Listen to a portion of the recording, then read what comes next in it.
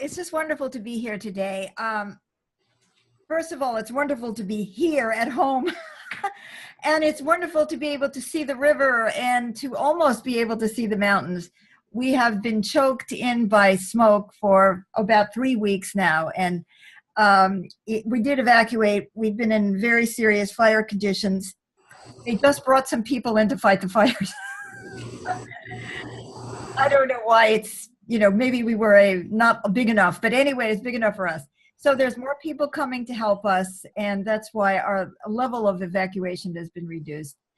So, but this is just this moment, right? I mean, and in the same moment, we have hurricanes, Irma and Jose, and people are being devastated and decimated across the globe. And then there's, an earthquake in Mexico, and there's, okay, well, I'm going to run away from all of this. I'm leaving town. I'm going to go where it's safe. Now, where would that be? See, I've been trying to think about this too. It's like, okay, I can't stand it. You want to get away from forest fires? Don't live in the forest. So where should we go? Go to the coast. So one of the biggest fires in Oregon is down at the coast. The Chetco Bar fire. Well, Southern Oregon is choking. Now Portland is choking. And then so much of this smoke is going up into Seattle. And then there's Montana. So I mean, anywhere you are, but I could move to California where there's forest fires and earthquakes and drought. So it's like, okay, no, that's no good. Let's just forget the whole thing. Let's go to Florida. Right? And then we would only have to deal with Hurricane Irma. And I read that 5.6 million people are in the evacuation zone. So, well, I think we should just take off for the Caribbean. What do you think? Islands are being devastated. Well, forget all of this. We could go to the Pacific Ocean, the Pacific Islands. Aren't some of them disappearing because of rising waters? We could have a tsunami. Oh yeah, we were just at the coast in Oregon because we did have to evacuate for a number of reasons. And the smoke, the air there wasn't that great. But everywhere you go, it says tsunami zone. So normally you would laugh it off. I don't laugh that stuff off anymore because the climate's so crazy that there is going to be a tsunami there. And it's no, that's no good. Oh, let's go to the Midwest. They only have tornadoes. I mean, I'm not saying this just to be funny, right? I'm saying this because it's true. That we have come to a place in our history as humanity that we can't run anymore. Can you do something happened to your audio? It went down. I don't know why. My audio went down? Yeah. Yeah, there's a loud roar. What about now? Is it still bad? It's better. It's better. There's some noise in the background. I hope it's not us. I'll mute. Okay, you're muting. Is it better? Shake your head. Yes? That sounds better to me. Okay, good. Okay, so I'm saying that this is the reality. Humanity cannot escape anymore. Did you read the very sad story that one of the hurricanes is threatening Trump's Mar-a-Lago resort?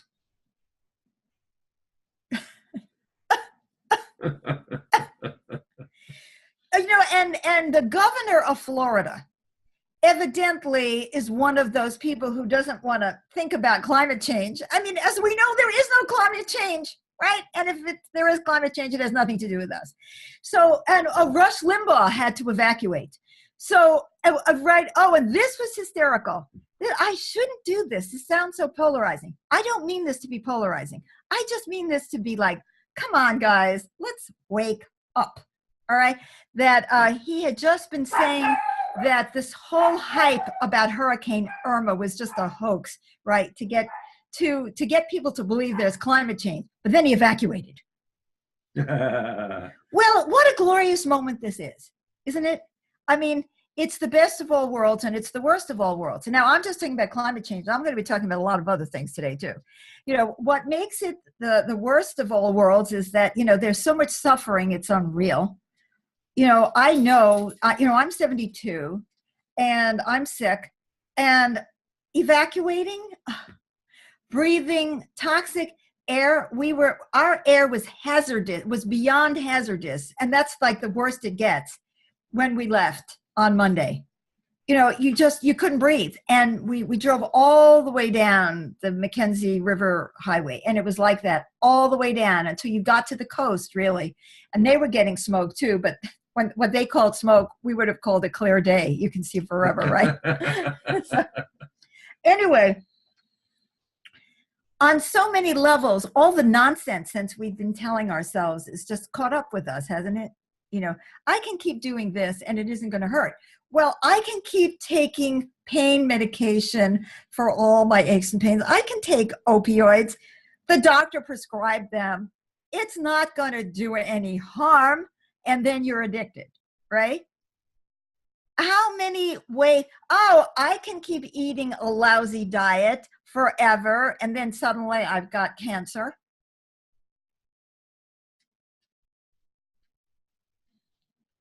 There are so many things that we do that are self-destructive. What about, who remembers just a few years ago, the Wall Street meltdown and the banks going bankrupt because of short-term thinking, the deregulation. Because deregulation leading to these terrible mortgages. Well, we can keep doing that. That's not going to hurt. Just one more. And then the whole financial system is in a state of collapse. We do this. We don't want to face the truth about anything because it's too scary.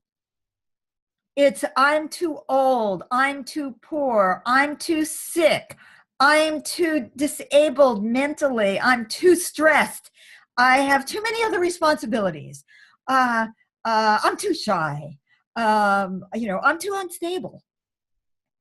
I can't deal with any of that. I'm just going to keep going the way I've been going, and someone else will take care of it, and the world it's going to fix it. It's all going to be okay, isn't it? Oh, so what I meant about this is the best of all possible world is that I don't think we can push the envelope much further, can we? I mean, there's no place to hide. There's no place to run. We were thinking about, should we move? Because I am very ill and I'm very susceptible to what's in the air. And so I'm thinking, well, okay, who's going to buy our house if it all gets burnt out? But let's say it doesn't get burnt out. It's just going to keep happening. The wildfires. Why? Because the temperatures are getting higher and higher. But it's not only the temperatures getting higher and higher and the lack of snowpack and all that good stuff that comes from climate change.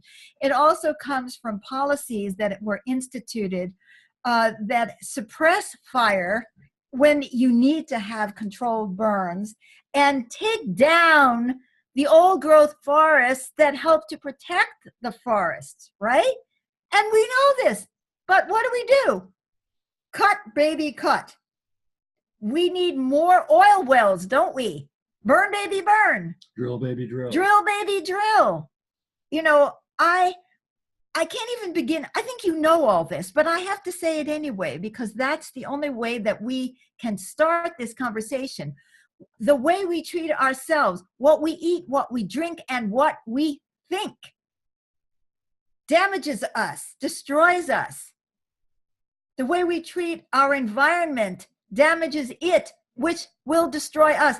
Oh, who cares about the polar bears and the chimpanzees and the yellow-bellied squat fish or whatever the heck, you know what I mean? Who cares about that? That has nothing to do with me. So I don't care. But all of these things together, you see, we have signs and signs. And so what if the ocean is choking with plastic? I mean, that's not going to destroy the fish population, is it? The amount of denial that we humanity have on every level. Oh yeah, I'm out of control with my emotions and I'm yelling and screaming and beating my children, but that's not going to hurt them, is it? It's for their own good. It's for their own good. Oh yes. Spare the rod. We do not have a society that focuses on nurturance, that we don't nurture ourselves, we don't nurture our earth. And yet we expect ourselves to keep going. And what are we going for? I mean, what is it that is driving all of this? Now, there are so many levels to that answer. And I don't want to get too far into the depth of all of that because I've spoken about that before and so on, and I want us to, get to mobilization. But what drives that is that we do not perceive the big picture. We only think about, or tend to. And when I say we only and that we always, that's because I grew up in New York. That's the way we talk. Right? I know that doesn't mean everybody. I mean, there are people out there who are very conscious and very conscientious and are way better at recycling than I'll ever have the energy to be. And people are really, many of us are really good in this area. But then what about all of the rest of it, right? So I focus on what I'm really good at, which is counseling people and trying to raise consciousness. But you're not going to see me out there on the beach picking up, plastic. I can't do it, but that's okay, because that's why we have other people. We have to have a whole collective of people. But we don't have we don't think big picture.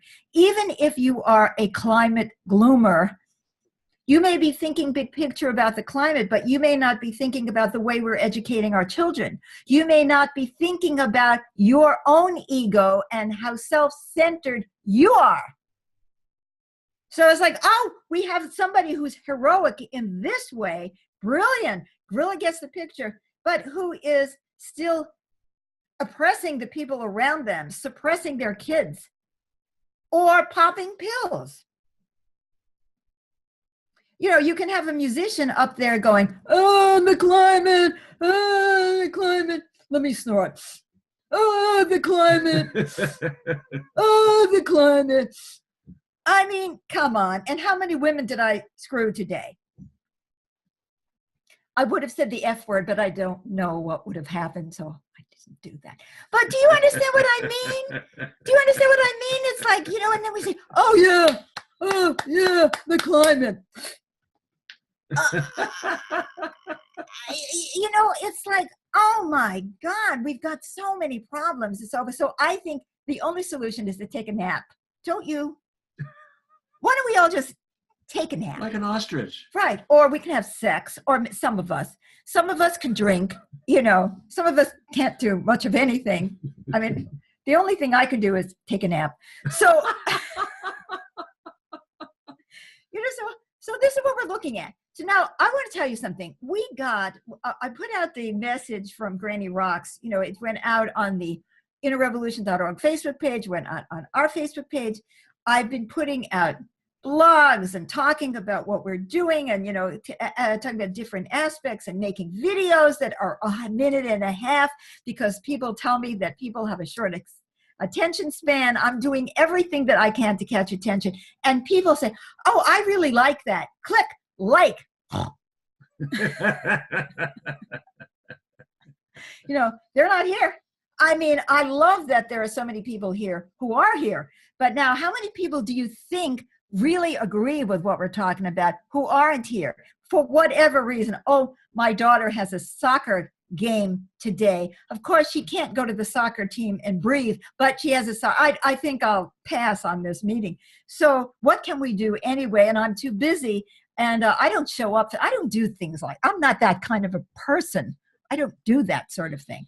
So we know that for every person who dragged their ass here, either on the internet or in person, there is thousands of people who feel exactly the same way we do. But when we sit here and we look at each other, we're going to say, okay, and we are going to overturn the entire thinking of humanity that's gone back for God knows how many thousands of years. Short-term thinking, me-based thinking. Oh, well, I mean, yes, it's true that the climate is going to hell, but I really need this 50-ton gas-guzzling truck in order to haul my toys so I can go ruin the forest with my ATM. And I am as guilty of that as anybody. It's like, well, but what about my needs? What about me? I can't think about all of that. I still have to have my whatever it is. And I'm exactly the same way. So when it comes right down to it, if you're asking me to change, and what am I asking us to change? Really? Okay, now you would think this would be an easy sell, but nah, it's not an easy sell. You know what's an easy sell? I hate Trump, or I hate Hillary, or it's Bernie's fault, or it's the government's fault, or it's Monsanto's fault. But anyway, I hate somebody is an easy sell. What are we going to do is a hard sell. But it's really very simple, and it's frighteningly simple. We have to start to think differently. Know that? Now, one of the reasons it's hard to think differently is because we are all screwed up. Now, I mean, I believe that the personal, the political, the social, the collective, the individual, it's all one big mess. You know, I was raised to be very self-centered. Now, you may have been raised to be very self-centered too. Now, let's say you say, no, I was not raised to be so. I was raised to tithe to the church, or, on every Thanksgiving, I go to the homeless shelter and I make Thanksgiving dinner, or whatever it is that I do. I'm not self-centered, or I go around taking care of everybody, and I am not self-centered. But see, here's the irony. So many of the things that we do that we think, well, this isn't self-centered, are based on something deep inside us that says, God will love me if I do this, and then I'm going to go to heaven. Or my mother will approve of that, and she will think that I'm really great, and I'm going to get kudos for being a good person. Or I'm sweet, and I'm meek, and my father won't beat me, and that's why I behave this way in the world. So if you look really deep into the hearts of us, why do we take the attitudes that we take? We really scratch the surface, and we discover that we're all trying to survive in a world that feels extremely unsafe. And some of us go around saying,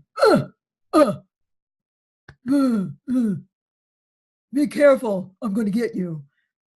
That's one way of winning. Or, we have so many styles that we can look at our government officials and we can pick out a style. Do we know anybody right now who's the kind of goes, I'm going to get you? Yeah. God only knows what happened to that poor child. How he was raised, why he has to be that way, right?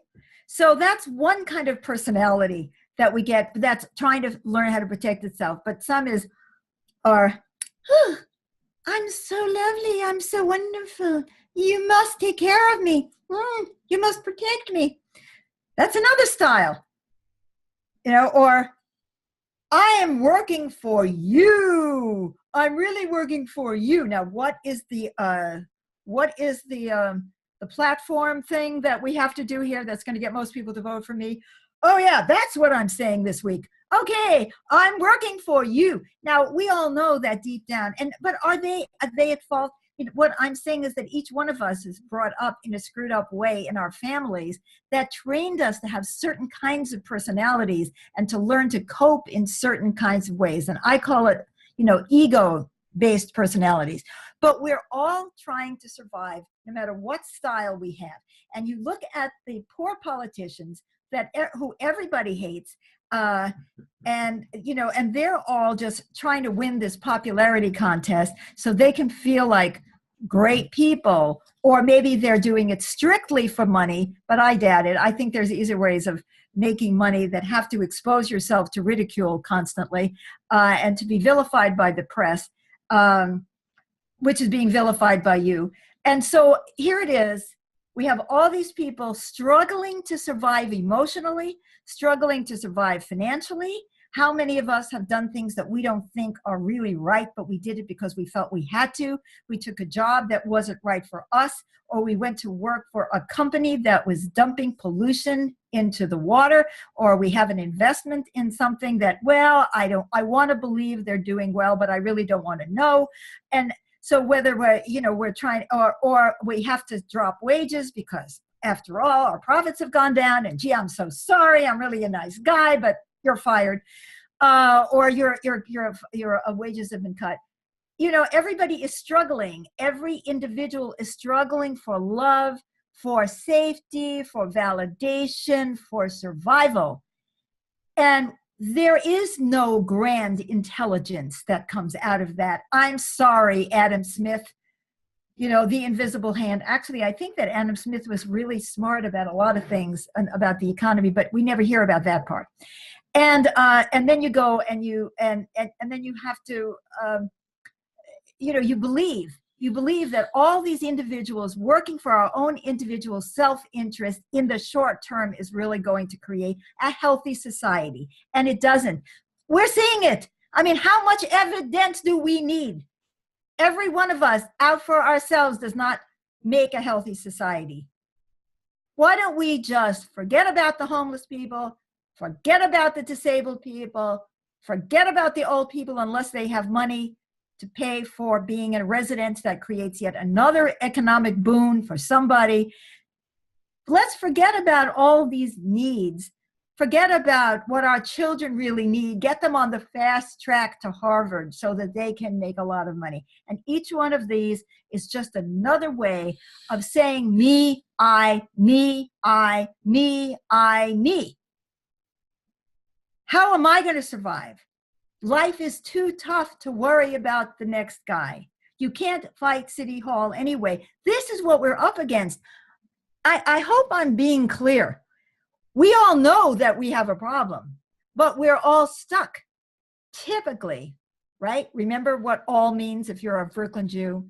Okay, we're all stuck because the consciousness of people on our planet, and it isn't just in the US, as we know, is me, I, me, I, me, I. And it is that way because we're trained to be that way, we're raised that way, and because reality makes us that way. If I had been, as a child, if I had grown up in a rich family, which I did not, I grew up in a poor family, and if I had grown up in a world that was not anti-Semitic, and I grew up in a world that was very anti-Semitic, and if I grew up in a world that did not discriminate against women, and gee, if it's bad now, you can imagine how it was 72 years ago, right? And Black people and gays and so on. If I lived in a world like that, I wouldn't have been so competitive, would I? I wouldn't have had to feel like I had to fight to be the smartest person in the class, because my future is like, oh, I can go to Harvard if I need to, if I want to, or I can go, there's no problem. There's plenty of money in my family to send me to college, right? I don't have to be the best. You see all these young people who are fighting to get themselves killed on the football field in order to get an athletic scholarship or to make money to get themselves out of poverty. If we had a world that cared, if we felt that we had a world that cared, if we had a world that supported everybody, I wouldn't have been such a driven, neurotic child. Not to speak of how crazy my parents were, but we're not going to get into that, right? If my parents hadn't been so stressed, okay, I want to talk about my parents for a minute, because my father had a nervous breakdown when I was 6. Oh, my memory. Yes, I was 6 years old. Okay, so then my mother had to support us. She had to take care of the children. She had to take care of the house. She had to take care of my father, and she had to go out and make a living. And she didn't have, there wasn't much for her. And my father hardly ever made a living anyway, even in his good days. And so they were very stressed. And my image of my mother growing up was like this. And I don't blame her. I don't blame her. And think about yours, your family. Think about all the families. Think about how traumatized humanity really is. They were brought up in very difficult times. My parents grew up in the Depression. We think we have problems. And so people generationally struggling in a society that doesn't take care of its own, trying to figure out a way to survive, feeling like they have no choice but to be this way or that way. Not to speak of the emotional damage that is caused to each one of us by the mental and emotional disabilities of our families, by how crazy they were, by what happened to them, the abuse that they suffered, and the abuse of the people who made them suffer, how they were abused and how they were abused and how they were abused. Because we don't live in a world that nurtures people, that even knows how to take care of people. There wouldn't be so many bullies if those kids were not brought up in families where they were abused. So you look at all this and you say, it's too much. So I'm going to just focus on this. Okay, I'm going to make a difference right here. I'm going to move my furniture around. I'm going to get organic food. It may be that I can't breathe and there's so much toxin in the water, in the air, in the whole environment, in the whole society.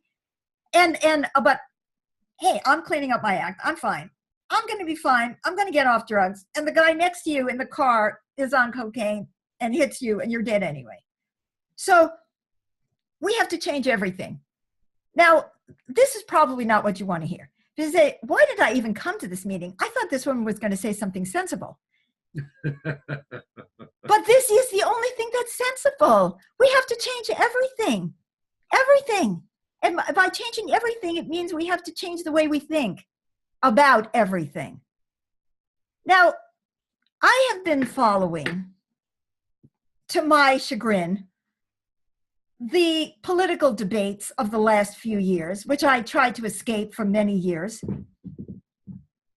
And I hear the nonsense, I'm sure you do too, is all these people who are worrying about, seem to be so terribly worried about the budget, but have no problem whatsoever cutting taxes for corporations who, as we know, are so benign and only think about us. Why, I mean, isn't it true that the president of these chemical companies, for example, they worry day and night about our health, don't they? Day and night. That's all they think about. Gee, the oil companies are beginning to worry day and night about climate change. They're worrying because there's problems. Even they can't deny it anymore, even though the officials, our government officials, seem to be the only ones left who actually believe that humanity does not impact climate change. When the Chinese have to beg us to go into the Paris Agreement, there's a problem. We have a system that's based on me, and every corporation is like an individual that's fighting for itself. But even some of them are waking up. What do you think the insurance executives think about climate change? How are they going to survive with, 10 natural disasters going on at the same minute? Well, they're going to raise rates. That's how they're going to survive. Just push it over to us. We can handle it.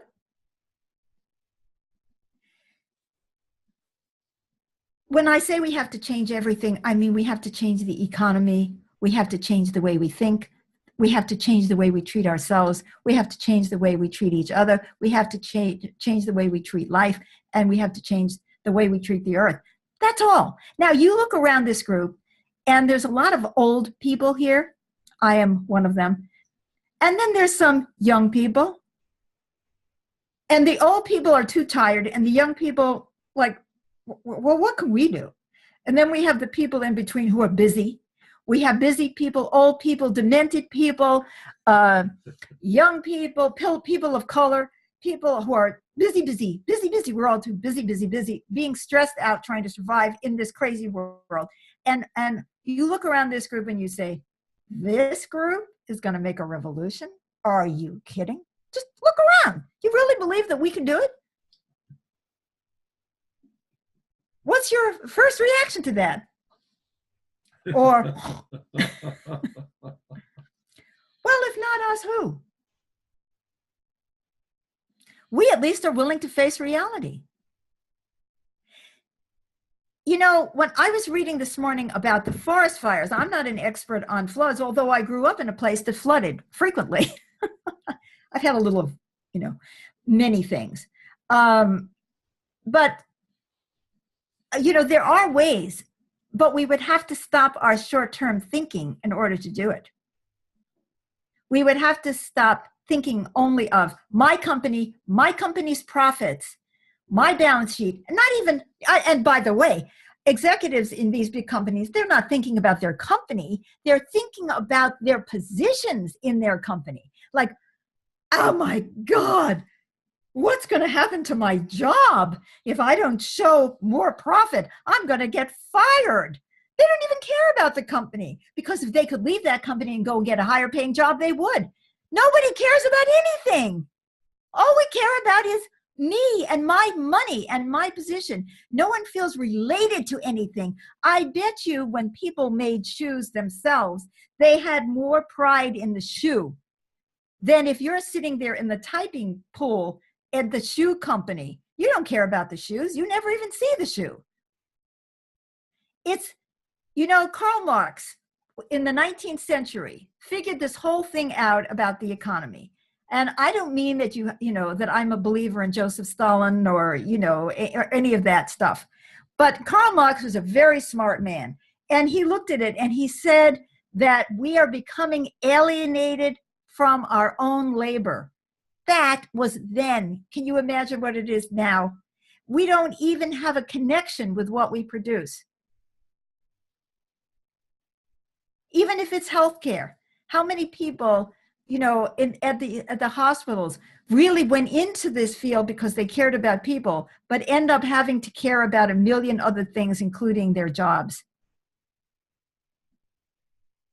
So who's going to think?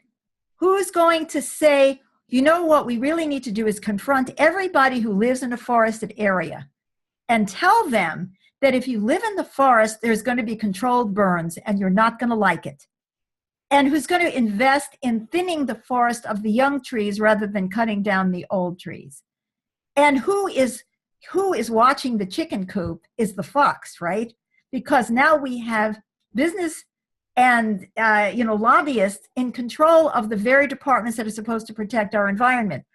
Brilliant strategy, I must say. Just like we put in the, you know, what we should put bankers in charge of the banking system because they've done a great job for us before. So I hope I'm not making you depressed, but I want us to hit bottom right now. I don't want to get any lower than this, but I do want to play a song. And I want us to really feel that the reality that everyone is hurting. Now, when I say everyone is hurting, I mean those executives who are worrying about the bottom line because they're worrying about their jobs, not because of their company. They are stressed to the max. Otherwise, they wouldn't be drinking, which they do. And they wouldn't be worried about somebody trying to get their job. If we do not change this world so that we start putting caring above everything, it's over. It's over.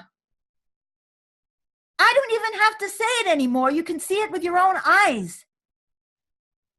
People are stressed to the max and are using coping mechanisms that are causing record deaths from overdoses.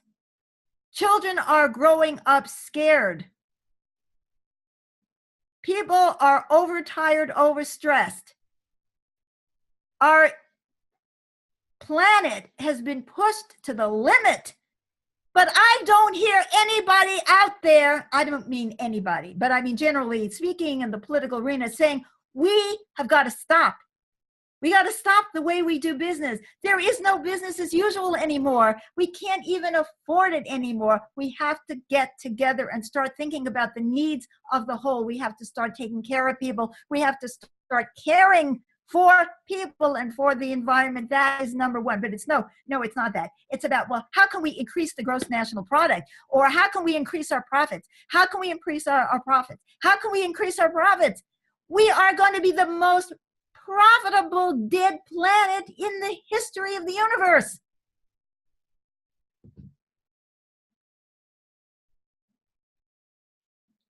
How about we're all hurting?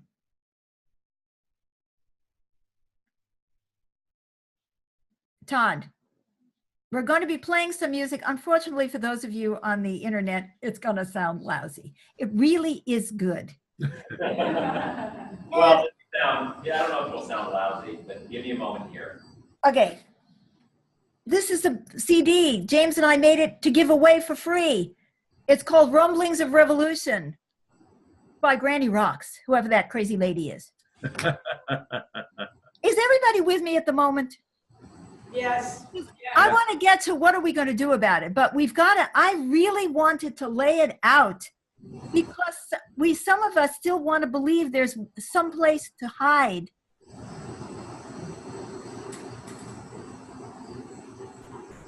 And let us know, Todd. I will. Okay. Which would be easier for you to do that one or to do the song about Where's the Earth? This one's fine. I can do it. We're all hurting, right? Yes, we've got two really depressing things to play for you. And then I promise I'm going to move on to the next topic, which is probably even more depressing. All right, here we go.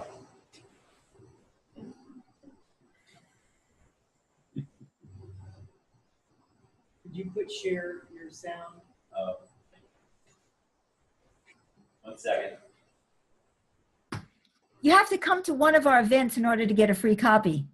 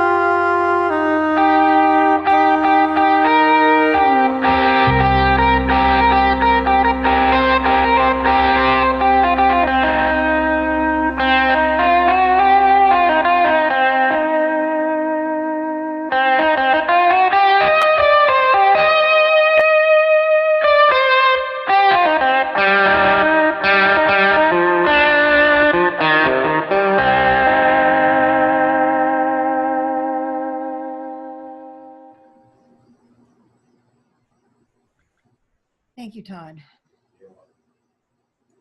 So this song, I hope, you know, it goes far in expressing the pain that we feel, the emotional pain, physical pain,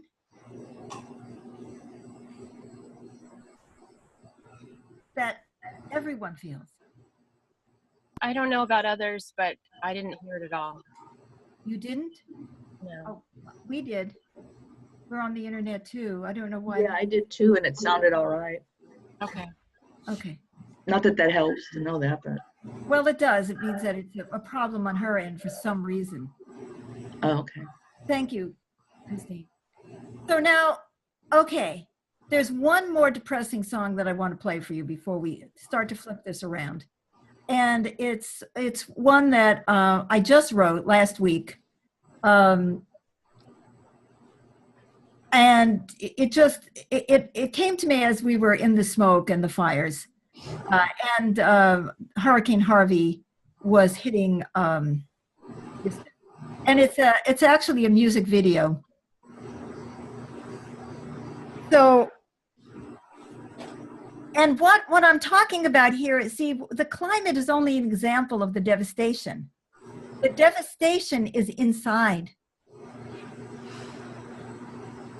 You know, the devastation is inhumanity. It is the devastation of the woman who's beaten by her husband because she wants to speak. The devastation is in the man who drags his ass to work when he really needs love and regeneration. The devastation is in the crippled who feel like they're outside society. The devastation is in the children that have to live with their parents' fear and anger.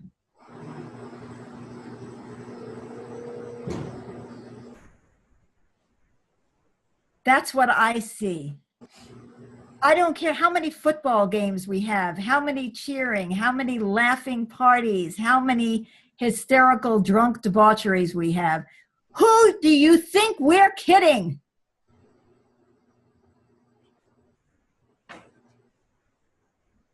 Todd? Yes. Can you, I can't remember what I called the song. Sorry, give me a second. So this is a music video, and I hope it. Drought, pollution, flood, and fire. Drought, pollution, flood, and fire. A musical message to the president. A musical message to the president, yes. Just in case he hadn't noticed. And by the way, I'm not attacking people who voted for the Republicans or for Trump or for Hillary or for anybody. I'm not attacking anybody. I'm trying to say, let's tell the truth. Okay, are you seeing the video screen? Yeah. Okay. Drought, pollution, flood, and fire. A musical message to the president. Is it loud enough? Drought and pollution. Yes. Where's my land? Where's my sky? Where's my flowing rivers? Floods. Where's my house? Where's my street? It's all flowing rivers. Fires. Ash in my eyes. Ash in my heart.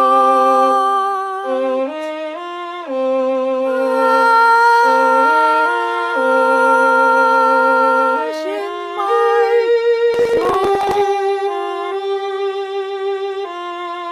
You lied. You lied.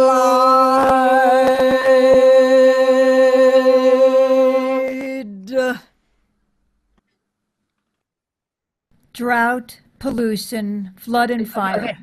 A musical message.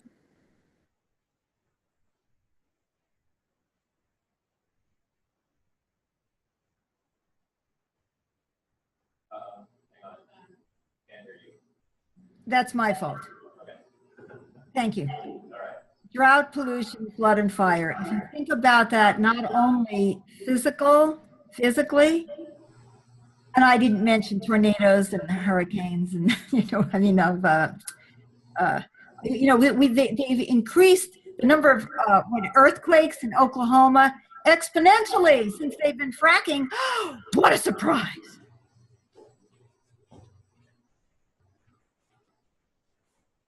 So if we take this in, that this is what we're facing, not only in the physical world, but also on the emotional plane, that we have devastated ourselves with this endless, ceaseless struggle to fight for me and mine, instead of getting together to meet our collective needs. Stop competing with each other, for God's sake.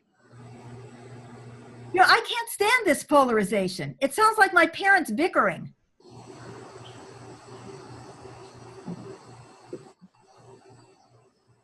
Because the answer is to recognize that we are all hurting. And to reach people's hearts and say, is this really the way we want to live? Is this working? Is there some reason why we cannot have socialized medicine? Oh my God, socialized medicine. Oh, Medicare for all, whatever you want to call it, right? Socialized medicine. God, help us. That everybody should have health care. I mean, that's going to ruin the entire America. I mean, that isn't in our tradition. It's just downright communist. I'm so sick of hearing that. I was born in 1945 when the real anti-communist brainwashing started. And again, I'm not talking about the Soviet Union. I never even considered them communists. I considered them state capitalists. Anyway, that's a long story. But it's like everything you try to do to help people that's communist. That's socialist. The American way is dog eat dog. Everyone for themselves. Pull yourself up by your bootstraps, whether or not you have a pair of boots. I saw it happening. I saw it in the schools. I was there when teachers were being fired because they believed, maybe some of those people mistakenly thought that Russia was a worker state or whatever they thought it was. But the energy behind it, which is, let's do what is for the highest good of all, that is what always has been behind the socialist movement. I'm not saying that the economic solutions were there or that they knew what they were doing, but there was some desire to help people. Now, that was also polarized. It's like the bosses versus the workers. Well, I get that. I've been a worker and I hated my boss too. But the fact is that most of those bosses were just overpaid workers who were doing the bidding of whoever owned the company, and who owns the company is some corporation, is some who are they? Nobody even knows nobody knows who owns what. And there's boards of directors, and then there's stockholders, and you're the stockholder. So do you know that you're really the ones who are pulling the strings? No, the system is running everything, not individuals. That's the wild thing about our economy, is that it kind of like, it's this nightmare. You want to talk about artificial intelligence? The system runs the system. You get what I mean?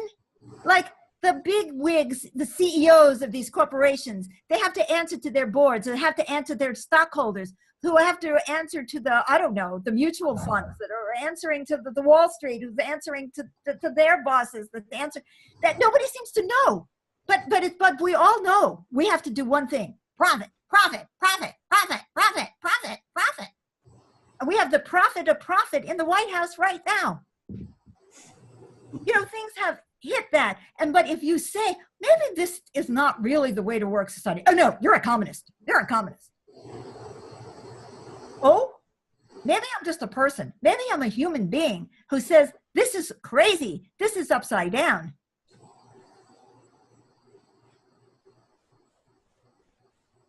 So not only do we have to face the reality of how huge the devastation is, not only do we have to face the reality of how our thinking has to change so that we actually start caring about one another, our society, and our planet, not only do we have to face all of that, we have to face scapegoating. We have to face the blackmail. We have to face the accusations that somehow or other, because you believe in a potluck, which means everybody brings what they have and they get what they need, that's communist.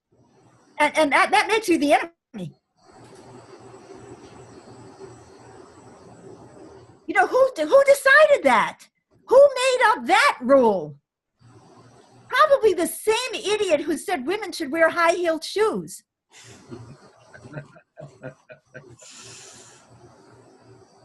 I mean, think about the way you treat yourself for just one moment. How nurturing are you to you? How often do you beat yourself up for not being functional enough, smart enough, good looking enough, young enough, athletic enough, strong enough, a good enough cook, a better parent, a better daughter, whatever. Or just Right. making mistakes and messing up. Messing up. How many of us have learned to love ourselves through that? How well do we treat ourselves there? How well do we treat ourselves when we feel economically threatened? Like, should I go to work or should I take a day off? Oh, I better go to work. Somebody's going to think I'm lazy, or I might lose my job or something. So I think I'll take a pill or another pill or a pill after that pill, or a pill to counteract the pill I took for the other thing that I wasn't going to deal with because I had to go to work. It's so many levels. We treat ourselves like garbage. We use ourselves up. We use up our planet, and work, our society uses us up as well. So take one moment to think about the ways that you treat yourself that are negative and destructive.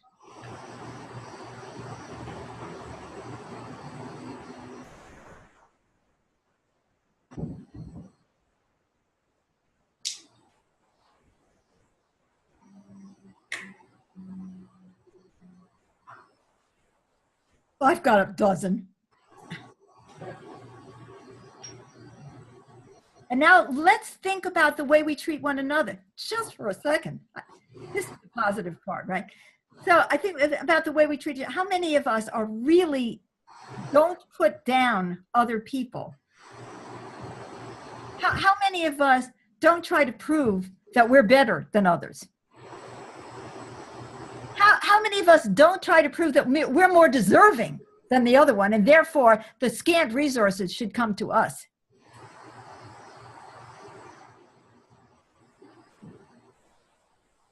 How many of us don't feel like somehow we're getting a raw deal? Is there anybody here who doesn't think they're getting a raw deal in some way? That they got poor health, poor looks, less money, bad parents, crappy house, whatever. Too many bills, too much stress, lousy children, whatever. Inconsiderate mate. Ooh.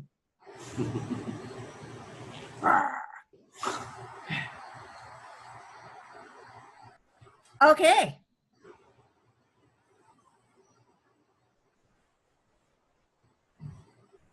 And then think about a million ways every day that we hurt the environment because we don't know what else to do, because we're stuck in a system that gives us no choices. We're in a system where they're fighting against renewable energy. Fighting against renewable energy. I mean, how stupid can you get? And then we live in a system that makes us afraid of technology and advances. Like we can't have artificial intelligence doing things for us because then we won't have jobs. Rather than saying, oh my God, why don't we have artificial intelligence do more for us so that we can have more rest? And what I want to say is now, what do we need? We need, what are our real needs? We do need clothing that lasts, not clothing that makes profit. You know, that, oh, sell, buy, make a piece of crap, sell that piece of crap, make money so you can make another piece of crap and have the people who are making that crap somewhere else. So it's their air and water that's being polluted. And so they're working for nothing. So you can make a profit.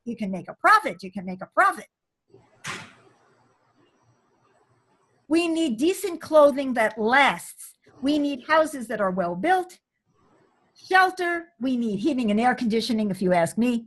We need toilets. Half the people in India don't have toilets, you know? We need clean air. We need clean water. We need love. We need meaningful work. We need to feel safe. How many of us really feel safe? Safe in our homes, like, oh, my husband isn't going to yell at me or withdraw. Safe in our communities, like there's no gunshots, or my neighbor isn't secretly stealing, you know, going down the street in the middle of the night, you know, breaking into people's houses. We need safe world. We need to have peace. Can you imagine what it's like to grow up in a war zone? Maybe some of you did.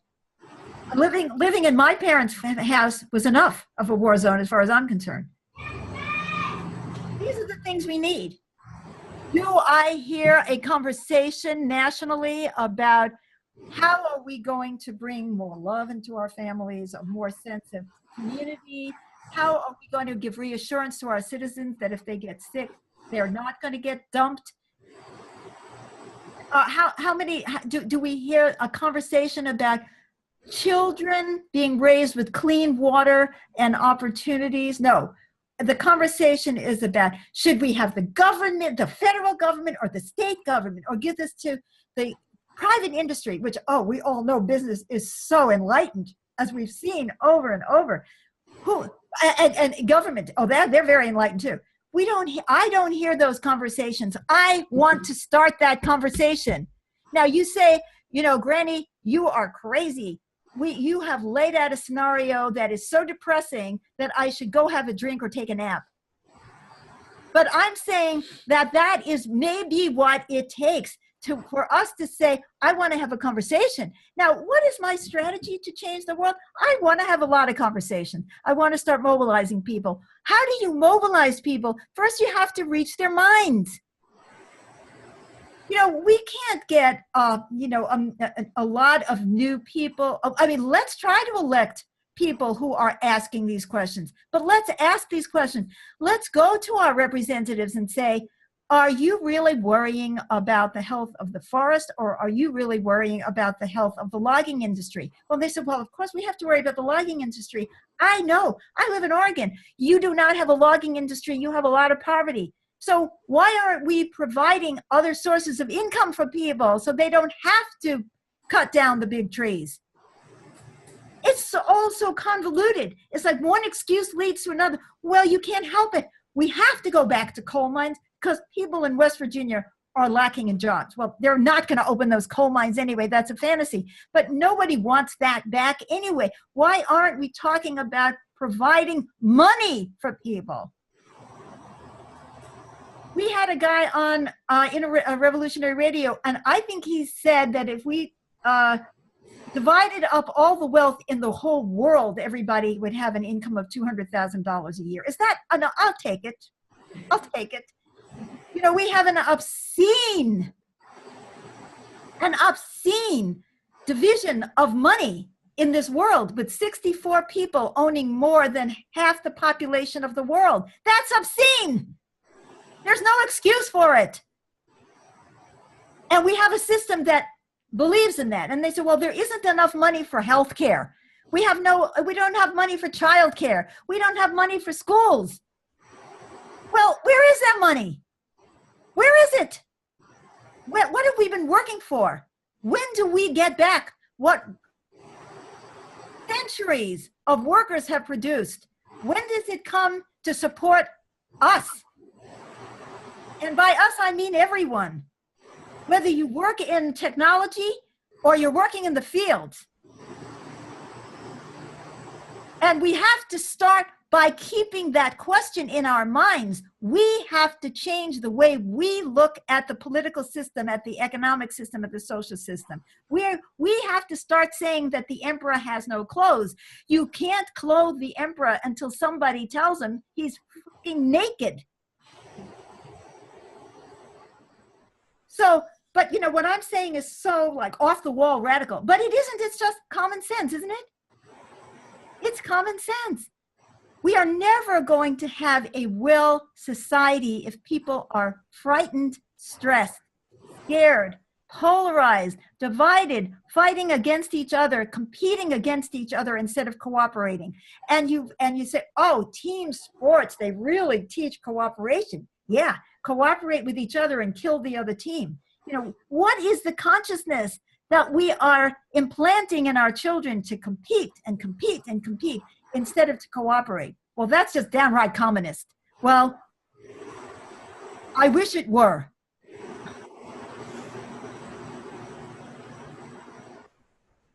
I wish it were. When I say that, I wish there were really people, countries that were basing themselves on this. I don't see it. Everybody's out for themselves. The only people who are out for the greater good are those who are paid for doing that job. We have to stop thinking that money is the purpose of the economy, that profit is the purpose of the economy, that profit is the purpose of society. It isn't. The purpose of the society, the purpose of the economy is to keep us alive and well and to produce the next generation. That is the purpose of the economy. That is the purpose of the society. It is so obvious. It is such common sense that it goes in one ear and out the other. Oh, well, that was a great idea. But no, it's not just a great idea. It's the truth. We need to be regenerating our forests instead of using them up. We need to be regenerating ourselves instead of using ourselves up. We have to stop being slaves to money because we're not getting our needs met. It's so ironic. The richer we are, the less we seem to have.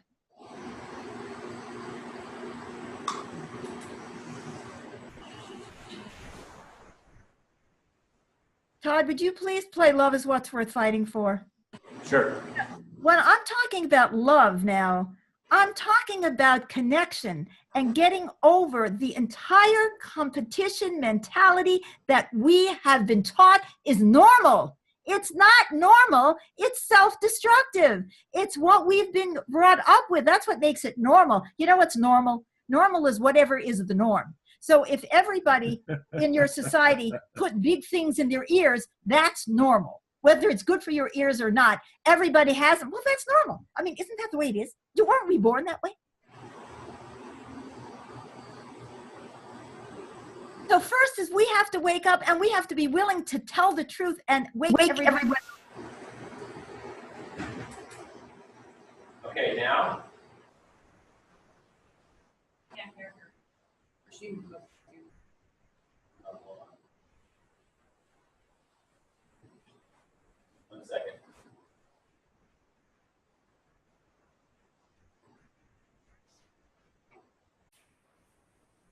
Hearts need kindness to survive. Everyone needs holding. We all need to drop our pride. Destinies unfolding. We've been taught to think in foolish ways, to care only about me.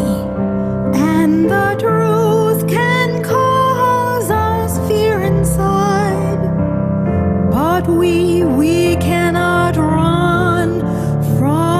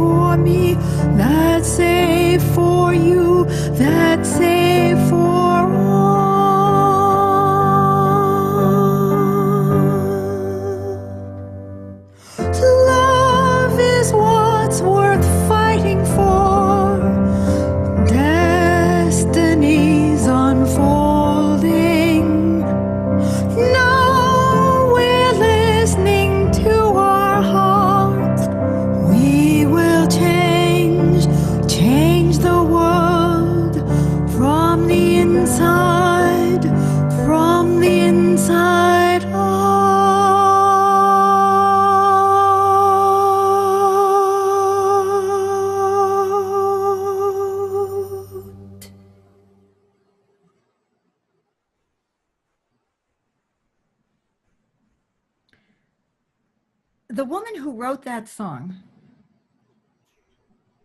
you could say she's a dreamer, right? But we are living in a nightmare. Don't we have to realize that it's better to dream than to continue to buy into the nightmare? And that means we need to start talking out loud to each other. I heard this woman speak the other day, and what she said made sense to me. I don't think I can repeat it all, but I can get you a video. Or Todd, you can put this, you know, it may not be elegant, it's not going to be Hollywood quality, but we can pop this video up on YouTube. I want you to listen to this. I want you to listen to this. Listen to it, right? Or you can say, she's willing to come to us. You invite me into your community, get a couple of, you know, get my CDs and play them. I'll come via the internet and I'll talk to your friends. And I will gear that conversation to whoever those people are. You know, Granny Rocks is a secret weapon. I've been one of the world's best kept secrets, as a matter of fact. But that means you have to get people together in your house. Oh no, that's way too hard for me. I can't do that. Now I could hold a barbecue for Labor Day, but I can't bring Granny Rocks in to talk about the state of the world because my friends won't like me anymore. What a downer. Or they're going to think I'm a communist. Or they're going to think that I'm asking them for something and they might not like. Yes, you are asking them for something. You're asking them for the same thing I'm asking you. Think. Open your mind. Open your mouth. Start spreading the word. We need to build a movement. Now, how the heck are we going to build a movement of people who say the purpose of the economy is to regenerate us and our earth and to reproduce our children? That's not a complicated idea, right? That you distill everything that I've said and it comes down to that. How are we going to build a movement around that idea? Well, we have to start talking about the realities. I don't want to engage in any more political sniping this party. I don't give a damn who's been elected. Nobody has taken on this issue ever. Whatever party was in charge. And let's stop thinking, well, my party is better than your party, or that party is better. That party is like, but talk to everybody. Talk to people in all parties or no parties and say, we have to build a movement. Oh, I'm asking you to step out of your comfort zone and be willing to tell the truth to people because it may already be too late.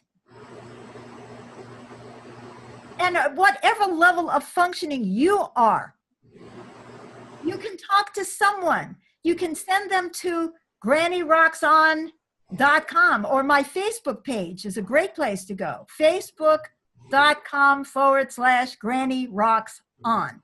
You can send them to the Inner Revolution. You can join the Inner Revolution. You can say, oh, I really like what these people have to say. Forget that. When do you become we? I believe this. I'm going to join the Inner Revolution. The dues are just like astronomical, right? I might have to open a newsletter or participate on Facebook or bring people to the next event. We've already organized another event on September 30th, right? Helen, I don't know where it is. You know, say, okay, this is the beginning. This is just the beginning. Can I commit to talking to 5 people about this between now and then? And say, why don't you come with me next time on the internet, in person? Why don't you listen to this woman, this organization? Yeah, but she doesn't have a 3-part plan. First, we're going to do this, then we're going to do that. I don't have a 3-part plan. I have a 1-part plan. It's us. We are the plan. There's no pill for this. But the answer is simple. Get it yourself. Integrate it into your own consciousness. Listen to this over and over. Listen to my radio shows. Read my blogs. Go to my Facebook page. Get it. Integrate it. Say, I am committing to try to think beyond myself, at least for 5 minutes today. I'm making that 5-minute commitment. I'm going to think about the whole today. I'm not only going to think about the fires where I am, I'm going to think about the floods, I'm going to think about the tornadoes, but I'm going to think about more than that. I'm going to think about the people in Bangladesh. I'm going to think about the people whose islands have been devastated and don't have the resources that we have. I'm going to think about the poor people in the nursing home. I'm going to think about them. And I'm not going to fall apart because there's so much trouble. I'm going to say, I get it. We have to change the way we think about ourselves, each other, and our world.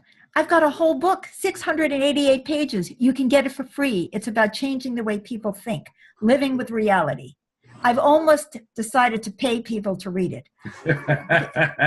We can change the way we think when we see the devastation that we are causing ourselves and everyone. When we ask ourselves, do we want our children to grow up as drug addicts?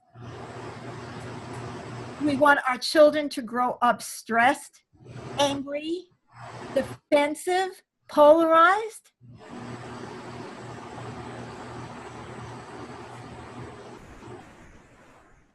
I am willing to start thinking about the whole. It's overwhelming, it feels overwhelming, but it's not. It's very simple.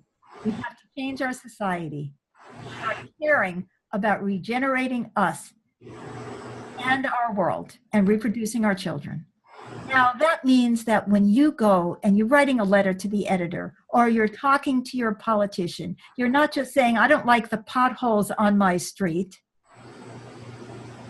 You're saying, why aren't you talking about the real issues? What have we done to the earth and why? Why is profit always the excuse for everything? It means we talk to family members who don't want to hear what we have to say. Or if they're hopeless, talk to your friends. If you mobilize people and you bring them here. Now, I've never said that. I've been doing this particular work for 37 years. And I've never said, bring them here. But I'm saying it today. Bring them here. Because I've always said, oh, I don't want to be competitive. And I'm not saying that they shouldn't be doing whatever they're doing, whether they're in Greenpeace or our revolution or the Republican Party or in your church. Do whatever you're doing, but also bring them here. And that's because I don't hear anyone else saying what we're saying, and maybe other people are, and great, then let's get together with them and say, how can we start influencing thinking? We are slaves to the way we've been raised. We don't think outside the box, but the box is burning up. We can't afford to not think outside the box anymore. So we have an event, and I'd like Helen to talk about that for a minute, scheduled in 3 weeks, or 2 weeks, or some weeks. 3 weeks. That gives you plenty of time to forget about it, then remember, and then run through your whole list of excuses about why you can't talk to anybody. Nobody, because you don't know anybody. You don't talk to people. You're never in the supermarket. You can talk to the people when you're standing in line and your feet are hurting. Instead of thinking about how much your feet hurt and how much you wish you get home, look for an opportunity to talk about, people are bitching about the society all the time. They just don't want to do anything about it, right? It's like about what are they going to do? What is the government going to? When are they? When are they? When are they? So it's a perfect opportunity to stick your nose in and say, well, I think the problem is that we all think wrong. That we weren't brought up to care about ourselves and one another. And I have a whole theory about that has to do with housework. And if you want to get into that, you can, there's a historical reason why we don't think about regenerating ourselves, but I'm not going to get into this today. There's a lot more to say, right? But, you know, you can talk to anybody. What that is what creates a movement, is moving, you know, the brain, right? Moving the brain. Changing the expectation. We're so brainwashed. Guys, we're so brainwashed. And so is everyone else. You know, I threw away my high-heeled shoes 50 years ago.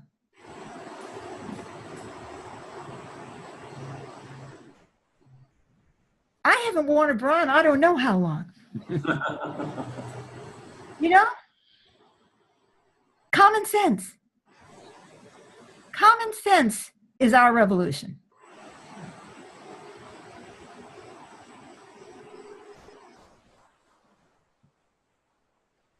Do we have any comments? And then I want to, by the way, this originally was going to be called Bathe and Joy, and I was going to talk about how to stay positive in these days.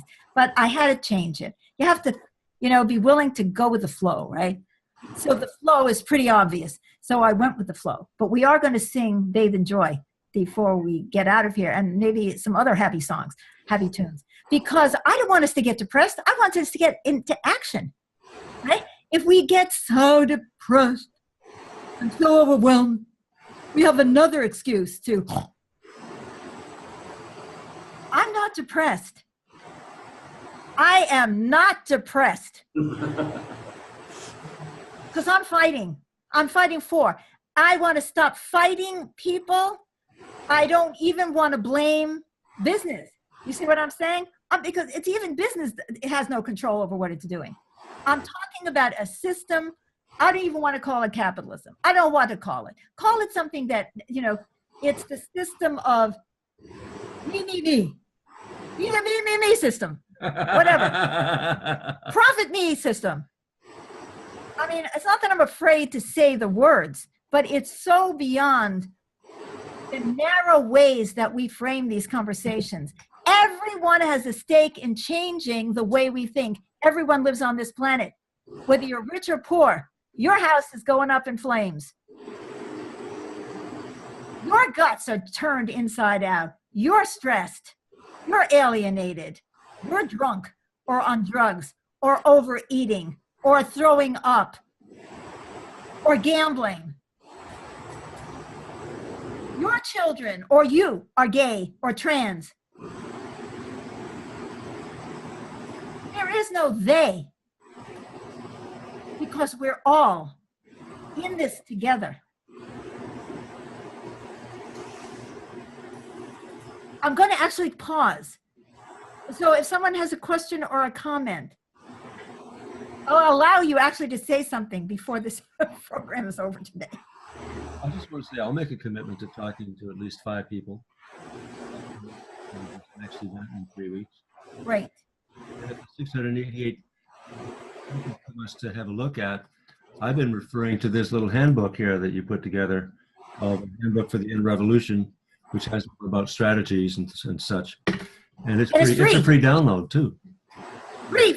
Go to theinnerrevolution.org. By the way, I hope you're hearing me because we hear that in the background. But you'll tell me if there's a problem with the sound, right? Yeah, it's just the refrigerator here, I think. Oh, it's a refrigerator. Well, how about unplugging it for now or turning it off for now? Nothing will happen to it in the next 20 minutes. Okay, thank you. We have one volunteer. He's going to talk to 5 people. Okay.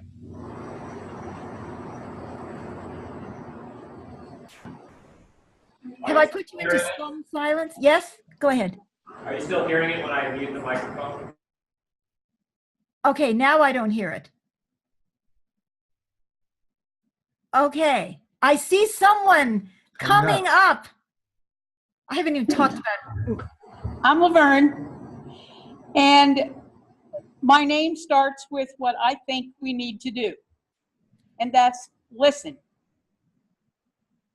I believe that we would start moving faster if we asked a question like, how are you doing, Granny? Yeah. And right on, then Laverne. listen without any comment or correction until it maybe causes a question. So then I would ask another question. We are not going to start any healthy movements until we start listening to one another and finding out why they hurt. Right. When we do that, we will find that even though right now we're polar, we're on opposite sides of something, when I find out why you are where you are, it will help me to understand you better. And the idea is that once you are listened to, you will say, Laverne, and how about you? Ah, now we have a circle of conversation. But I need to start by asking a question and then listening and keeping my mouth shut and my opinions to myself until you have been heard at your need to be heard. Then I think you would feel free to ask me what I would like to share with you. And what happens, it's called the law of three. When the two of us disagree and we're at an impasse, the louder one, the more stubborn one, or the one who just leaves or takes charge wins. This is not about winning. This is about evolving and moving forward. And you're good at that, telling us to look inside. But I think we have to just, each one of us, leave here saying, I'm going to talk to somebody in the grocery store and I'm just going to ask them how they are. Or I'm going to ask them how their day is. I'm going to start doing things on a little level that put me out in a different space. Thank you. I love what you said. I'd like to combine what you said with the message. It's like I so agree that listening is crucial, because what we're actually listening for is how we are all the same. To understand why people are as polarized as we are, or what's behind it. Then I would say, though, and this is, I don't know if we disagree, we may totally agree. I think your strategy is brilliant, but we have a message to share and we can't be afraid to then share it. So we do need to understand one another. I think that's so important, because we have to also understand how everyone is hurting. That is so right on. But we also know something about why we're all hurting. And we also have to introduce to people the idea that there's a reason that we're all hurting this way and that we can change it. So that's all I would say to contribute to what you've just shared. And I think that's brilliant and so much in alignment. So thank you. Do you feel that there's an alignment there, Laverne? Yes, she said yes. Great, because I do.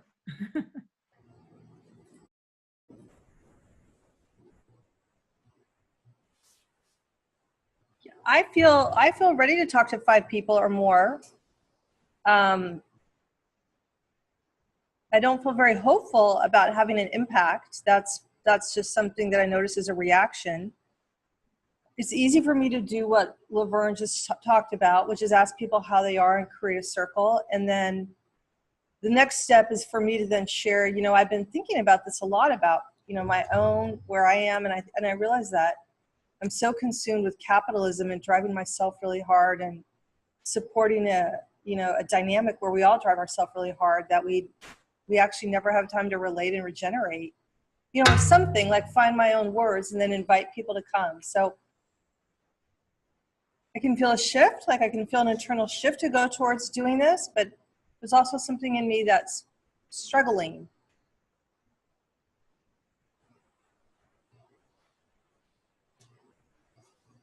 Probably because it's hard for me to give up. She's Capitalistic driving myself ways. I couldn't she hear said what you probably because it's hard for her to give up. Probably because it's hard for me to imagine giving up how hard I drive myself and others. Oh yeah, what a loss, huh? I know. But I just, I can feel it. Like it's so programmed. I'm so programmed. I feel like this conversation isn't out there, and like the things that I'm seeing are on Facebook or wherever, a photo of Mar-a-Lago and someone saying it's in the path of the hurricane, and I feel like they're gleeful and saying karma's a bitch, but it's very like punitive in feeling, and I don't really feel that way. I'm like, oh well, I just like, why are we even talking about that? Then there's an article in the Atlantic. Someone was saying you have to read about Trump being the first white president, and about his whole administration being a backlash to the Obama one. And I'm like, okay, all right, but like, why are we talking about that? Like, it's kind of like this philosophical, look how intellectual and intelligent I am. My points of pulling him down are even more pointed and fine and clear than anybody else. And I'm such a good writer. So, and so then like I watched your videos and I shared this event on Wednesday on Facebook, and I wrote this whole piece about it. Like, I thought that was the most fucking brilliant thought ever, that we treat the planet the way we treat ourselves, and that we're not a human-friendly environment or society. Like, we're humans, but we haven't created a society that's friendly to our own humanity, or an environment that's friendly to our humanity or the earth. And it's like, duh, so let's change that. And I did not get one like on that. And I'm like, Facebook must have buried it, because usually at least my inner rev friends would have liked it. But there was nothing. And I'm just like, so I'm kind of like, but this conversation is the one that's missing. It's kind of a no-brainer, but at the same time it's brilliant, because we didn't think of it, right? Because it's, I don't know, it's outside the normal kind of just sleepy way of getting along in life, so, but I don't know, yes, I will talk to more people about it, and maybe, it'll wake us up. I don't know, but I don't want to have any other conversation. I don't share those other articles or whatever, because I don't care about that other stuff anymore.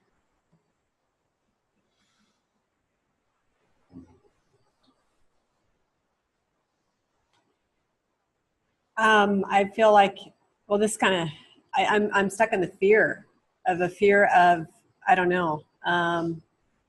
Maybe it's just because I will go out and talk to people, but I think for me, what comes up is that I'm going to come across, how I'm going to come across. Am I going to come across as you're out there, you're crazy. What are you going to do? Change the world? That's impossible. So it's for me overcoming that fear of how I might be perceived, and just, I need to let that go. Because this does need to be talked about. And in order to make it change, talking about it is the first step.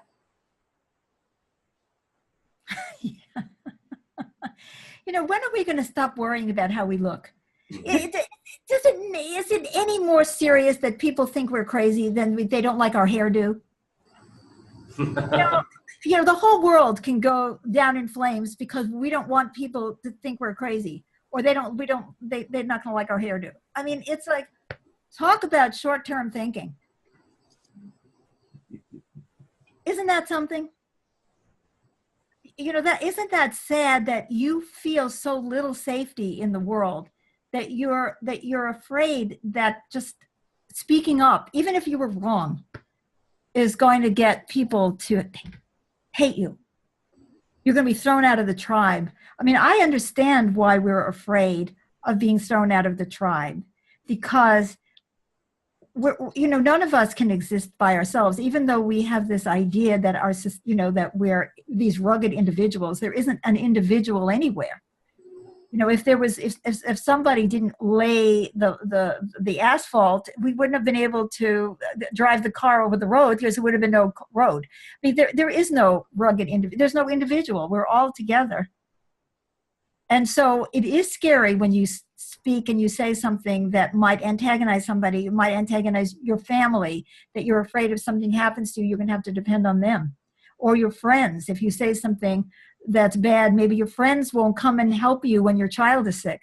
I mean, this is real. That is exactly the problem that we see. That's one of the results of the way we organize our society, that there is no social safety net. So we have to kiss ass to people, whether it's our bosses or our families or our friends, because we feel so insecure in the world. I get it. It's true. I'm not going to tell you that that isn't true, but you have to do it anyway. Because what we're fighting for is for all of us. And I love what Laverne said, because she's talking about how to bring that to the surface. You know, that the fight that we're making is the fight for all. It's not the fight against anybody. We're not against anybody. And I've spoken harshly about Trump because of what he's doing and what he represents and what part of our consciousness he's feeding. I don't blame him for that. It looks like someone else is ready to speak.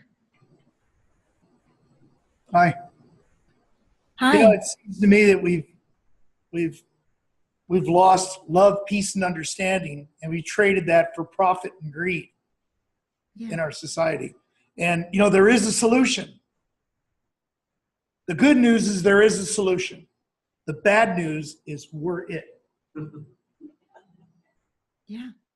And I will talk to more than 5. I'll double that. I'll go to 10. All right. Yeah. Okay. I hear 10. Do I hear another bit? Is anyone? All right. Well, who's going to do 15? I don't have I mean, what's that? Do you see other people online asking or raising their hands at all? No, Okay. I don't. Okay.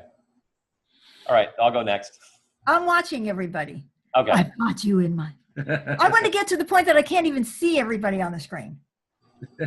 I'm with Christine, and I think she voiced what I, you know, how I view this as well. Like, I don't want to spend my time doing other things. I mean, I want to play my guitar and do the things I'm doing, you know, get the website finished, and this can be a big part of it. So I will invite people. I have some people in mind that I think, you know, just people across all walks of life that I think will totally resonate with this conversation. I mean, I don't know. I think everyone would resonate with this conversation because it's pretty simple. I mean, it's pretty easy to understand. And let me think if there's anything else. Yes, there is. Okay. I don't know. I feel unsettled.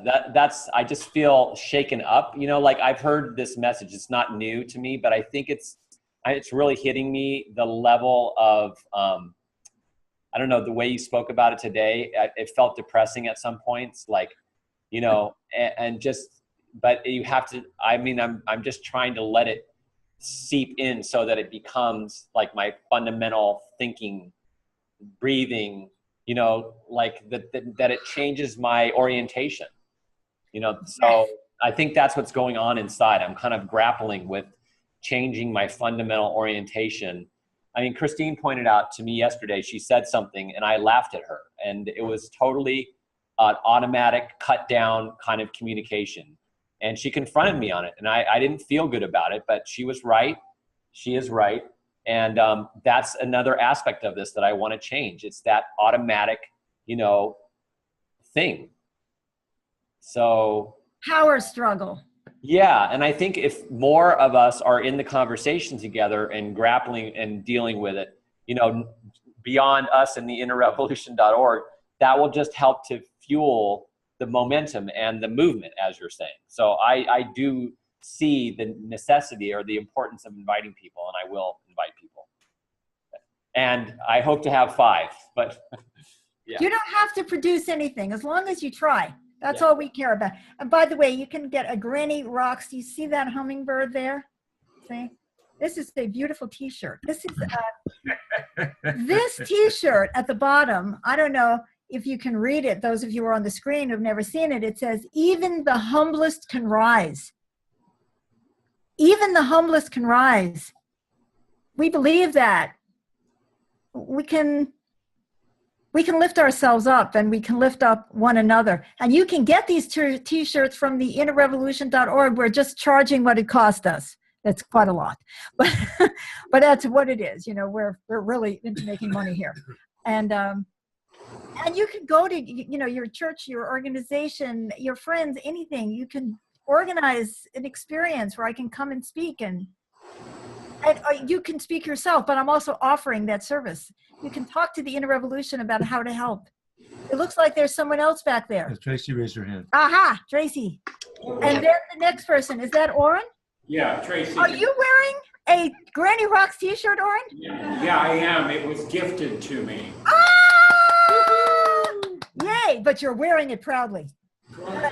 Tracy and then Oren. Okay. Yeah, I was resonating with what Christine and Todd shared, and I think the thing that I have to fight within myself is that discouragement. You know, when you do share and you don't get that response, and yet I think going to what Todd was saying, it's like I feel like there's a tipping point, like for ourselves and other people, of like how much we have to hear the message before it really resonates, you know, and that's us included, and that's everybody else. So what, they didn't get it the first time or the second time or the 30th time. Like they say, like for children to learn anything, they have to hear it like 27 to 32 times. Like maybe I've only said it 5 times, you know, or 26. Or 26, exactly. So I feel like, that's what I had to tell myself. It's like, so what? You know, it's not our job, like you said, to get them here. It's our job to keep saying it and to integrate it. And, you know, looking at your video about the fire and floods, and now you could add earthquakes and, you know, other things, hurricanes and everything else. I think about our child, you know, and I think, okay, she's 5 now, and,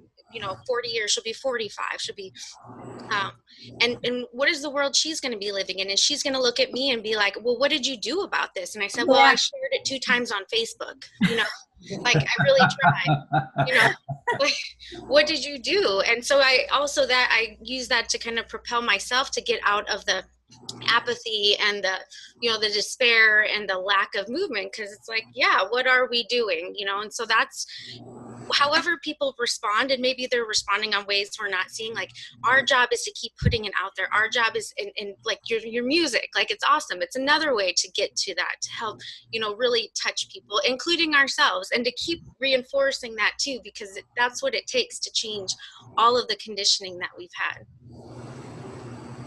You know, and I'll share too. Yeah. Quantity to quality. There, Hegel talked about how, like, when you're boiling water, you got the heat under the water, and you got the heat under it, and all of a sudden it turns to steam, right? Well, did it turn to steam in that 1 second, or did it turn to steam because you had the damn light under the water all that time and it looked like nothing was happening? And so what you're saying is so wise. This is the antidote for us getting depressed. Oh, you only have to say it 27 to 32 times? Wow, no wonder we haven't gotten anywhere yet. You know, we haven't said it 27 to 32 times yet. And if you're talking about adults, you have to tell adults 64 times. Well, because adults have to be unbrainwashed. You know, it's not our fault. And then also we have all these important responsibilities as, you know, earning a living and taking care of our families. You know, we can't even listen because it's going to take something from us, or it's going to take time. But I loved what you said, Tracy. And where were you when? Where were you when the Nazis marched into Germany? And when the Jews were put into the gas chambers? Where were you? And see, one of the differences was that in those days, if you were not Jewish, oh well, right? But here, everyone is impacted. That's the beauty. See, nobody is safe. No one is safe from the scourge, not just to our environment, to our souls, because everybody is hurting. If we get that, then we'll have more courage to go out and know that, and we're not fighting against. We're fighting for a human society, But when I say that, it's got to be for the earth as well, because we humans have been so arrogant the way we have treated the earth and treated wildlife. It's unreal. But we're paying the price, you know. Oren, you had your hand up, and then Simone. Michelle, Simone, right? I want to remind us too that we're supposed to be done at noon, and I just want to honor that for people that need to leave, and it's just a reminder. Well, let me see, it's 12:04 now, so I was hoping there were, however many minutes left that I could monopolize. No. 55 minutes. I think we have room till 1 o'clock. Okay. Hey, please do. It's rigorous honesty time for me with you and with what's going on. And that is, as you were winding up your, I hate to, for lack of a better word, lecture, at the beginning, I was completely overwhelmed and OD'd on the we got to, or we're doomed, la la la, la la la. And I felt so overwhelmed I had to leave the room. So I left the room before I heard the spiel that says what I'm supposed to be inviting 5 or 10 or 20 million people to. And that's just fine. But where I'm at right now is in a very troubled spot. When I came to the first presentation here, I had an epiphany and realized, and I was building up to this anyway. The Spirit works that way. You build up to something, and then you get told something, and then it's ready. You're ready to hear it. But that I was realizing that I was using alcohol to numb the sense of futility and depression and despair that I feel when I look around and I see how much has to be done or else, and I can't even seem to do my little part of my little part. Yeah. And which leads to a really paralyzing depression. Yeah, yeah. And so what came to me yesterday, an event came to me the way that my morning unfolded, but telling me very clearly, okay, you're not doing the alcohol anymore. You're going to the meetings, you're doing this and you're doing that, but you are now instead, you're using sleep and food as the ways to, once again, escape from the utter despair. Yeah. And part of what my emotional makeup has been ever since I was a child was the one thing I can do is withdraw. The one thing that I can do is refuse to do. I may say, oh, I'm going to do, but yet to withhold. Yeah. As long as the only power I feel or felt as a child was withholding. Yeah. Go hide somewhere, withhold, don't put forth anything. And that's how I survived. And that's how I avoided being crushed. And I don't know why that is all connected, but it is clearly all connected. But I'm once again, I'm in this point where I'm about to bust up bawling because I'm so depressed and feel such a sense of futility about all of this. Yeah. Yeah. Well, that's why we need each other. Oren, I'm so glad that you shared. You really have touched my heart. I think everybody needs to get up and hug that man. Well, and congratulate you for not withholding right now. That's right. You can go towards that just now. Good for you. And many of us can relate to using that power as a child. Oh my God, are you kidding? Adults, Still. are you kidding? I'm still doing it. I'm still doing it. And then the little thing that I said I would do, I don't do, and then it just piles on the despair and guilt and too much. Well, you are in the right place. Because we are filled with people who are paralyzed and can't do what they say they're going to do. So, I mean, you are totally. We are that. And, we all, this is what we're facing, honey. but we have to face it together. The point is you came back. You came back into the room. Maybe you came back into the room because it was your job, as something dragged you back in here. I know that what I had originally wanted to do is like really focus on the positive and all of that, but I just can't. You know, you know what Tracy said and what Todd said. I know that this meeting today has changed our organization, whether it has impacted anybody else or not, because for some reason it got through. And people, we have to face it, but we don't have to face it alone. It's that loneliness that is so devastating that you're trying to struggle inside by yourself. And I love that you're in a program that supports you. You know, you can join us. You know, we understand. We totally understand all of that. We are that. But we do have to finally stop and say it's enough. It's like the alcoholic who is, you know, lost his job, lost his family, is living under a bridge and thinking, well, it's not that bad yet.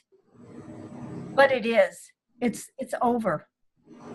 All the games that we play are over. And I have compassion because humanity is so traumatized. How are we going to rise? How are we going to take this on? I don't know. But I know that I can't do it by myself. I believe the power of love of us together, that we can do something that we can't do alone. And then you don't feel powerless anymore. You know, I think this is the perfect time to play Bathe in Joy. Yeah. Thank you. Yeah. Thank you. Yay. And as long as you're wearing a Granny Rocks t-shirt, you're doing something. Seriously, you know, you do what you can. You bring in other guns when you know you can't. We're going to do this as a sing-along. I'm going to try to remember what the words are. That you wrote. That I wrote. And so everybody can do it, even online. It's going to sound horrible, right? Because we're all going to be singing at different times. Sure. It's okay. It's family. It's family. It's family. Okay, here we go. We want to make sure that Oren is sitting next to somebody, right?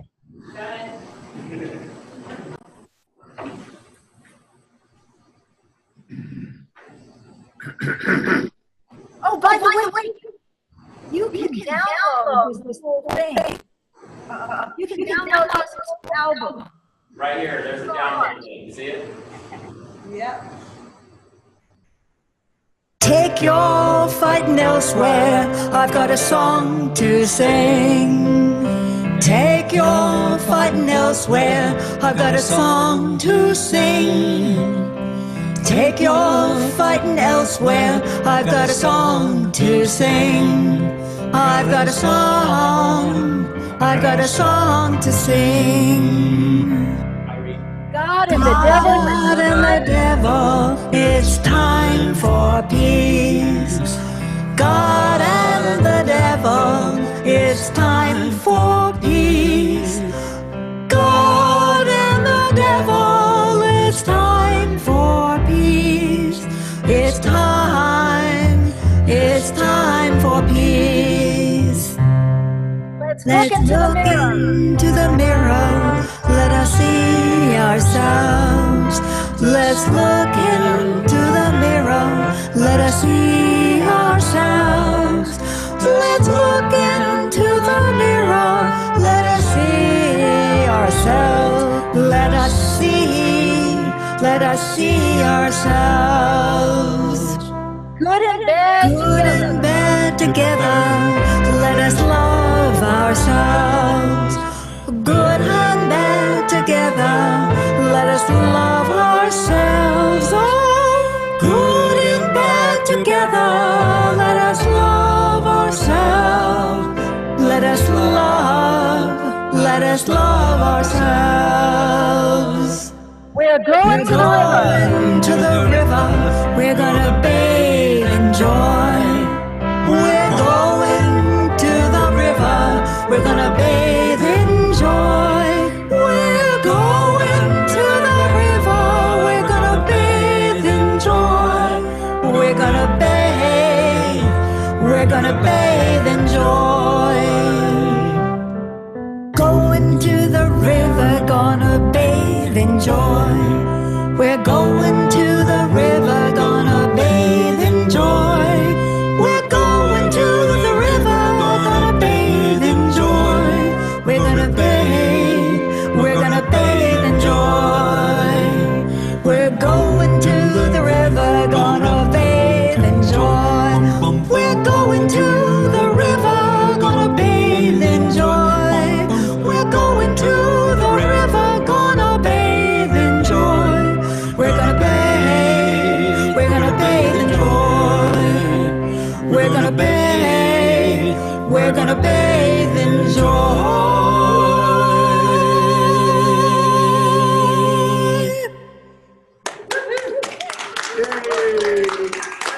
Take your fight. You know, when we're down, we tend to isolate. Bad move. Bad move. When we're together, we're much more likely to laugh, to feel the love, to be uplifted. I'm not going to make our message sweeter, but I'm going to encourage us to have the sweetness of coming together and feeling the love. And I'm going to go down baby joy. I want to tell you, this CD, Rumblings of Revolution, which we're giving away today, gives me a lift when I'm down. The whole CD, and as we showed you, you can download it for free from the Granny Rocks website, grannyrockson.com. I have other music, Gift of Peace, that you can download for free. Music helps us to feel that strength, but most of all, we need the love. I'm not giving up. I don't care. I don't care. We may all burn up, drown, whatever. I'm going to do it with you.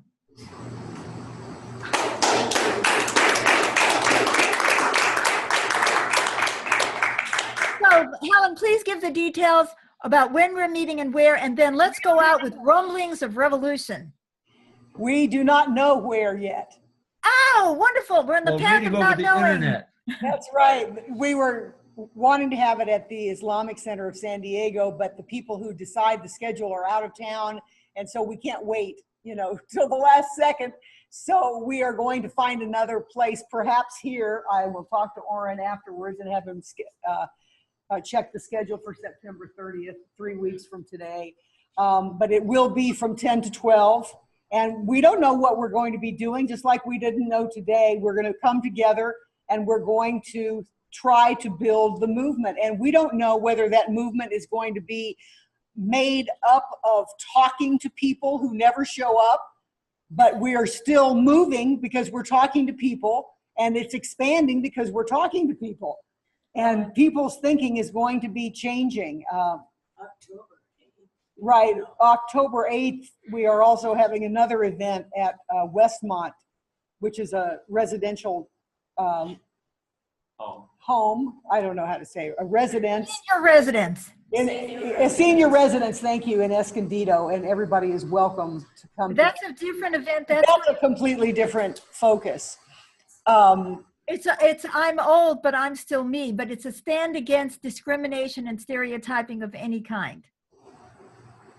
Great. Yeah, that's going to be fun. So on September 30th, join us, and, we have people's contact information, and we'll definitely be letting everybody know as soon as we can. It'll definitely be online. And of course, it'll be online, And do go ahead and follow us on Facebook, theinnerrevolution.org, Granny Rocks On, because the more you click and you say, I'm a follower, then someone else goes and says, oh, I'm not alone. She's got 363 followers in 3 weeks or 2 months or whatever it is. Oh, maybe someone else thinks she's smart. Maybe she is, And I would like thousands, millions, right? It doesn't make me any smarter, but it makes people think that I'm smarter. And I'm so glad you mentioned that, because we have such great stuff on both of our Facebook pages, and we're putting more and more energy into that, making videos. We're going to be uploading videos about tools that you can use in your everyday life that help with the very thing Beth is talking about, our thinking. So, you know, stay tuned and follow us, and we'll provide you lots of rich content. Yeah, it can go from liking a story, sharing it with your friends, liking our page, to a whole, you know, figuring out a venue where I can speak, or bringing people to meetings. There's so many levels. Whatever you do, feel good about it. You know, it's better than nothing. And as Helen said, in the process of inviting people, you're talking to them. Doesn't matter whether or not you've come. Maybe, you know, you've listened to them, you've heard them, and you've shared with them. So I think that's, you know, we can't lose. We can't be worse off than we are now. So bless you all for coming today. And we are going to go out with, I know that most of you were expecting to have left earlier. So is there something pressing that someone would like to share before we go out with rumblings of revolution and we can dance out? Dance out, Amy. Yeah. I just want to what? Thank you. Go ahead. Oh, I just want to confirm what you said, Beth, about going away is a mistake. When you feel discouraged. Yeah. Yeah, don't and I thank all of you for being the reason that I finally came on. Yay. Good. Thank you. Yay. See, we have plenty of depressed people in the inner revolution. we have all kinds of nuts here. Of all types. All right, are we ready? Yeah, are we ready to rumble? Yeah. Let's get ready to rumble.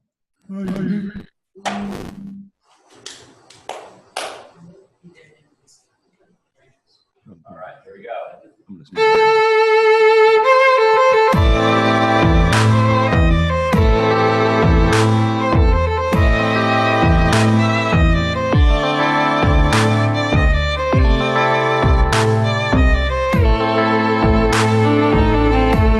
And dance wherever you are.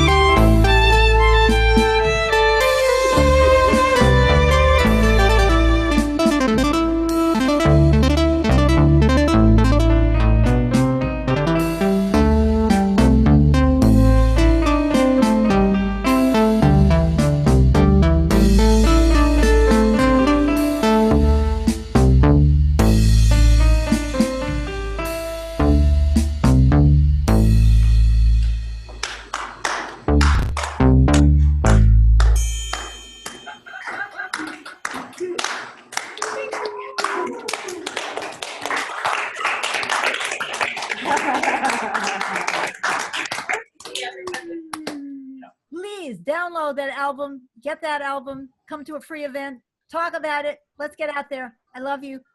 Do we feel better or don't we? Yes. I do. I do. I do. I'll see you soon. See you in 3.